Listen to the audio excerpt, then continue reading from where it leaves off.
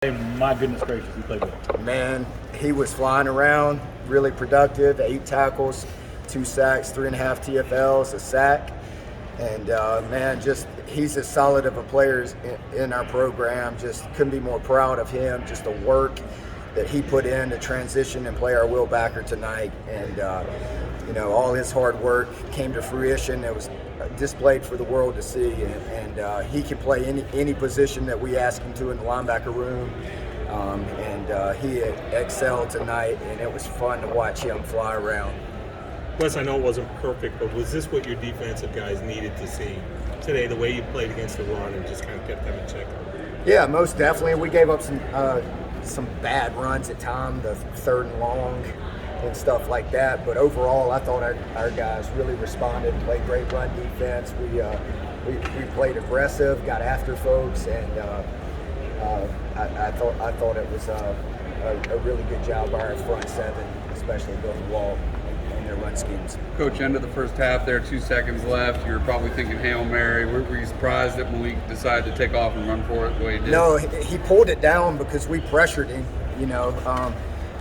We have a couple different ways that we defend last plays of the half, and I wasn't going to give him a chance to throw one in the end zone, so we brought a 5-man pressure. Barrett, it'd be interesting to see. I'm not sure if the back picked him up or whatever, but he was able to force him off the spot. I think the coverage downfield was good, and he elected to scramble right there.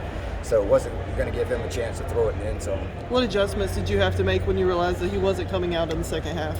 We didn't call the game any different. I felt like their backup quarterback, the offense doesn't change that much per se. So we just kept our scheme the same, still called the same defenses the second half, and maybe a little more pressure. But the guys responded coming out of the half. Coach, how much coming off of last week, and do you feel like the guys had a little bit more attentiveness to them? Yeah, most definitely.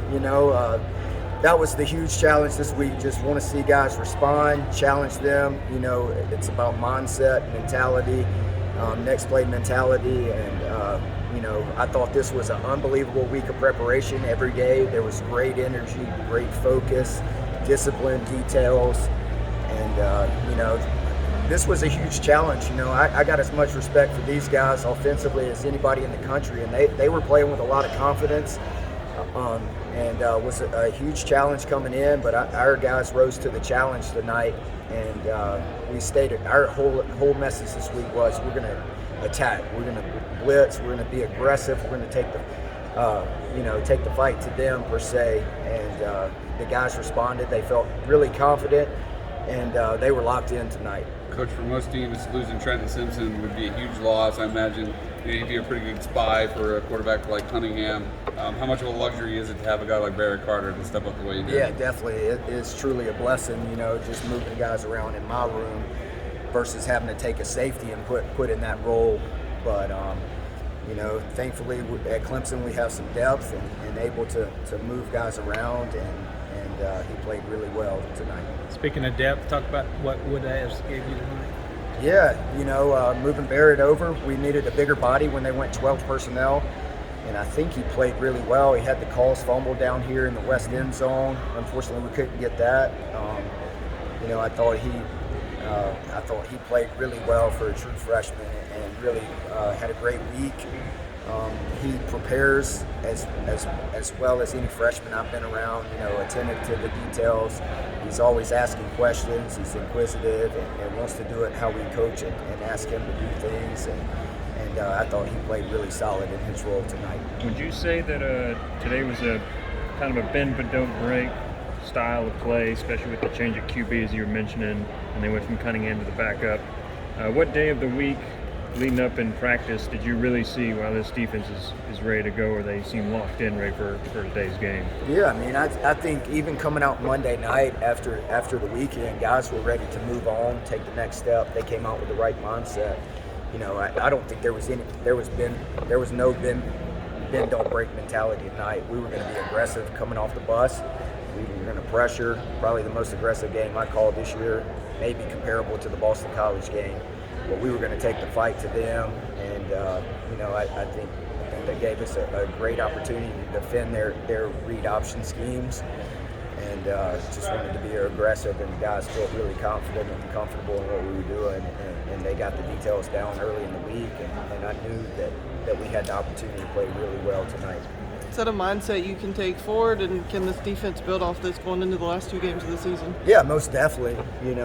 We're still growing. Obviously, moving Barrett over, that's a new position for him. I think, just guys continuing to grow in their roles, and every week there's a new offense, new game plan. So, different game plans call for certain guys to be in the game, different looks, different schemes, and our guys are getting more comfortable every week. Talking about Obviously, Barrett Carter's versatility to cover and rush and cover the run lends to Sam, but being in the box, is there another aspect of his skill set that he's able to kind of display in there? He's unbelievably natural at all 3 linebacker spots, Sam, Mike, and Will. Just the intelligence, he has great vision, great feel for the game. He understands backfield sets, understands run fits. He understands a lot of things that just allow him to play extremely fast and physical. And, unbelievably talented, but just his work ethic also separates him. There's nobody that prepares harder. He's always in there studying film and putting in time on his own. We only have a limited amount of hours with these young men. He does such a great job preparing himself like a pro. And just unbelievable night by him. talked about guys continuing to grow. How much was this last week an opportunity for you to grow? Yeah, definitely. Unfortunately, first loss as a coordinator, and you don't change anything really. When you have your process and you believe in your preparation, you just go back to work.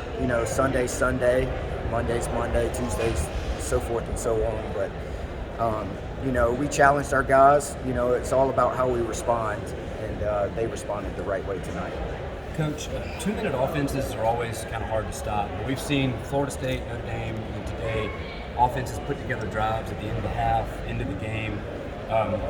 Any thoughts? Is that maybe something to work on, or is it just as simple as that offense being hard to stop at the end of halves, or any thoughts there? The first half, we kind of stayed a little, we played some loose zone coverage, but the last play of the half, we pressured. I wasn't going to let him throw the ball in the end zone, so we brought him one of our end of the half pressures, and he pulled the ball down.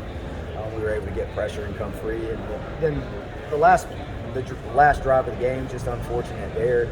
A couple missed run fits allowed them to get plus territory, and then we had subbed our corners, and just numerous things that's more self-inflicted versus what we saw. I'm sure you've talked about this, but just Barrett coming in and playing